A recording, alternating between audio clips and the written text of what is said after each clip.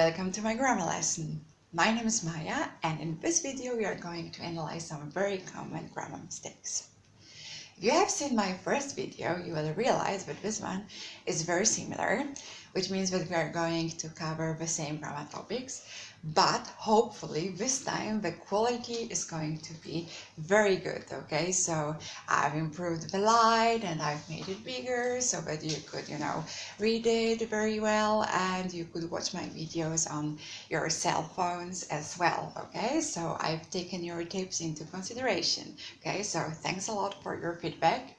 And now let's get started, okay? So, and one more thing, if you have seen the video before, this exercise is still useful for you because I've changed the examples. They are different, the same grammar topics, but different examples. Okay, so let's have a look at the board. I've listed 8 sentences for you. They are grammatically incorrect, so your job is to find and correct the mistakes. So pause the video, do the exercise, and then carry on watching the video, and I'm going to provide you with some grammar rules. Okay, so good luck.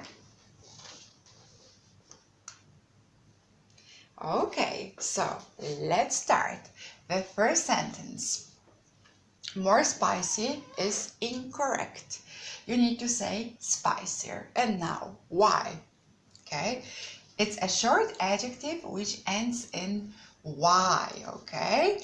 And if an adjective ends in y, we need to change it into I, and we need to add the correct ending, which is ER, okay? That's why spicier is the correct answer, okay? Now the second one.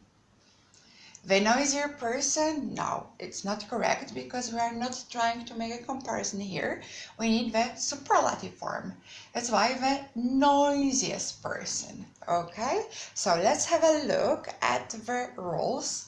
So short adjectives which end in Y. Let me give you more examples. Pretty, lazy, easy, healthy, nosy. Nosy, yeah, we use this word to describe someone who is very curious, okay? So this person wants to know everything about you, about your private life. It's related to our nose, okay? So nosy, a nosy person. Okay, and now if we want to use the comparative form, we need to change Y into I and add ER. So that's why we have prettier, lazier, easier, healthier, nosier. And the superlative form, the plus the correct ending EST, plus obviously we need to keep in mind that this adjective ends in Y, so we need to change it into I. That's why the prettiest, the laziest, the easiest, the healthiest, the nosiest. Okay, so have a look at the adjectives, memorize them, and be careful as for spelling. Okay, so don't forget to change Y into I.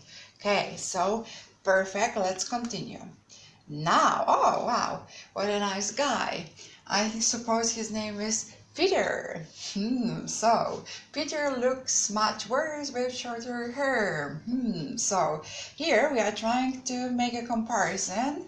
Yes, so we need a comparative form. So just remember that bad is an irregular adjective and a comparative form is worse than, and the superlative is the worst. Okay, so Peter, poor Peter, looks much worse with shorter hair. Okay, much worse.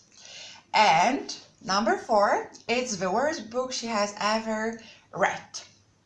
The pronunciation here is read. It's the past participle, okay? So just keep in mind.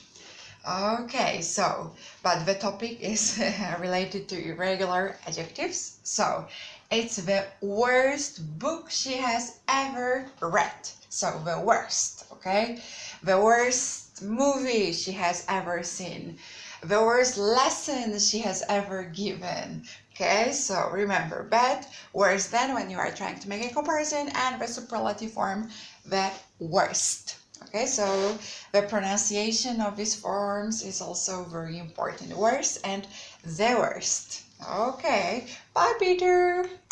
Okay, wow. Could you speak more slowly, please? Okay, slowly is an adverb. It's a regular adverb. Regular adverbs in English and in ly. So slowly, quickly are adverbs. And if we want to make comparative forms, we need to add more. Okay, so that's why we need to say more slowly, more carefully, more excellently. Excellently is an adverb. Okay, so this guy is asking us, okay, please could you speak more slowly, please? Slow down. Okay, perfect. Now, oh, English, Chinese. What a nice combination. Okay, so this one is very common, so please pay attention. He needs to translate this document into Chinese. Okay, the company are heavily in debt and may have to close down. Okay, so need to and have to are modal verbs. Okay, and after need to and have to, we need infinitive. Okay, so, and it's also important to keep in mind that the third person singular is different. Okay, so we have I need to do something, you need to do something, we need to do something, they need to do something, but he needs to study a lot, she needs to study a lot. Okay, the same goes for have to. Okay, we also need to change it a bit, like I mean the third person singular. So we have I have to go now, you have to go now, we have to go now, they have to go now, but he has to go now and she has to go now. So I hope that after this video you will remember that you need to say I need to go now, for example, or I need to study phrasal verbs, or I need to revise for the IELTS exam. Okay, and we have one more sentence. I'm good at making quick decisions. Okay, so this guy is good at making quick decisions. Yeah, he looks like this. Okay, so at is a preposition, and after prepositions we need to use the gerund. Okay, so let me tell you what the gerund is. It's a verb plus ing. So drinking, doing, smoking are gerunds. And when you have a preposition in the sentence and you want to use a verb after it, you need to use the gerund. So more examples for you. Are you going to carry on studying English next year? So carry on, the preposition, studying, the gerund. There's no point in getting angry, so in a preposition, getting gerund. On, insisted on a preposition, paying a gerund. Okay, so that's all for today. I hope that this video has been better than the first one, okay, and that you've enjoyed it. Okay, so if you did and you want to find out more about my courses, you could go to my website.